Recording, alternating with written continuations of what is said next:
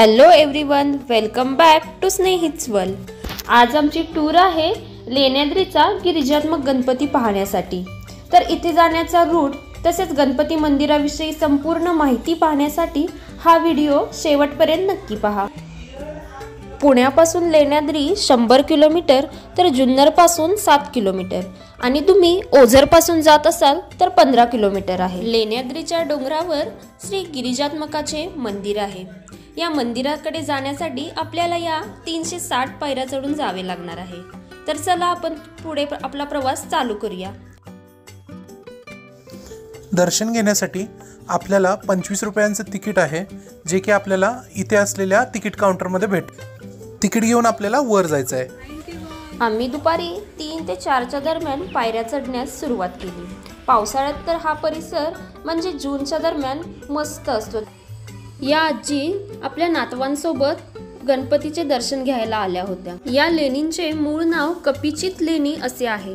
पाली भाषेत कपी म्हणजे वानर आणि चिता किंवा चित म्हणजे एकत्रित राहणारे, म्हणजे जिथे वानर एकत्रित राहतात। आणि आपल्याला जाताना आजूबाजूला खूप अशी माकडं दिसून येतात। पायऱ्या चढून येताच आपल्याला प्रथम चैत्यगृहाचे लेणी लागते। चैत्यगृहात वैशिष्ट्यपूर्ण अशा 5 खांबाच्या दोन्ही बाजूला रांगा आहेत। हे खांब इसवी सन पूर्व 90 ते इसवी सन 300 या सातकर्णी कालखंडातील असल्याची इथे नोंद आहे। अष्टकोनी खांबाच्या तळाशी तळखड्यावर व वरच्या टोकाशी जलकुंभाची प्रकृती आहे।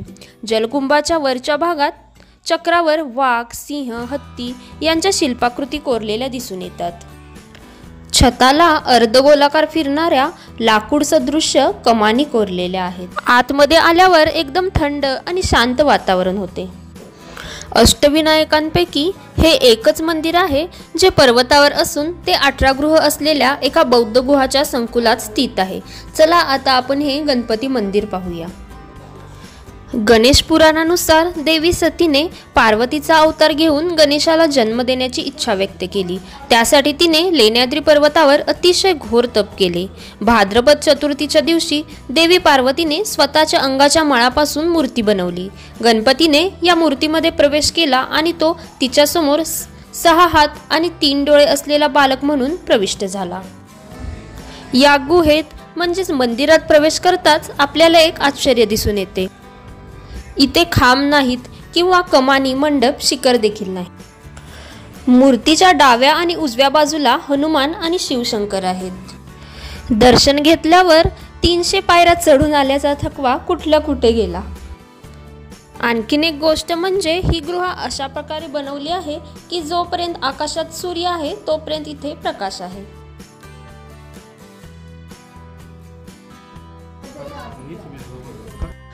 खांबांवर केलेले कोरीव काम पाहून मन अगदी थक्कच होते। इथे थोडा वेळ थांबून आम्ही पुढची लेणी पाहायला गेलो। काय आहे तिथं? मला वाटतं इथं आधी पाणी असेल। आम्ही आता पुढच्या गुहा पाहण्यासाठी गेलो।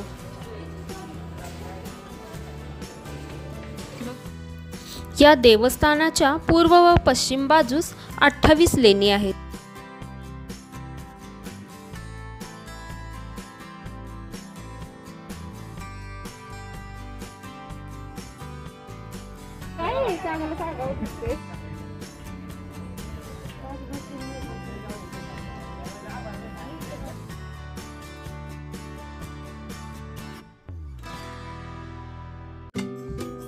इथली ही गुहा लेणी म्हणजे एक स्थापत्यकलेचा नमुनाच आहे।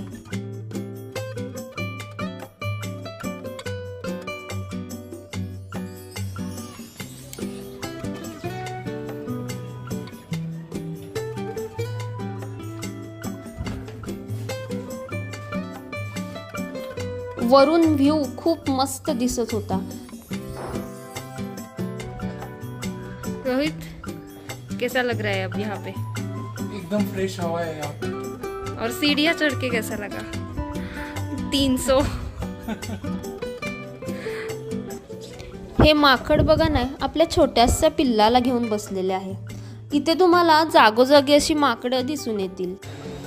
इथे येताना खाण्यापिण्याच्या वस्तू तुम्ही सॅकमध्येच ठेवा, कारण तुमचा खाऊ ही माकडे चोरू शकतात. कुणाची चप्पल आहे त्याचं आता अवघड आहे. चला आता मी मंदिर आणि गुहा बघून खाली निघालेलो आहे.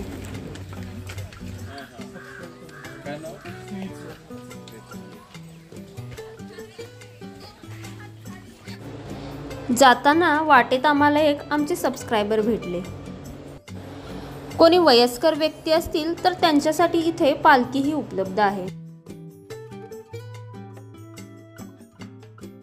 इथे दररोज सकाळी 10 ते 3 आणि संध्याकाळी 7 ते 10 या वेळेत महाप्रसाद असतो. तसेच येथे भक्त निवासाची देखील सोय केलेली आहे. आमचे इथे छान असे दर्शन झालेले आहे. त्यानंतर आम्ही इथून गेलो ओझरला.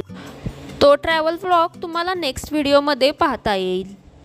जय जिजाऊ, जय शिवराय.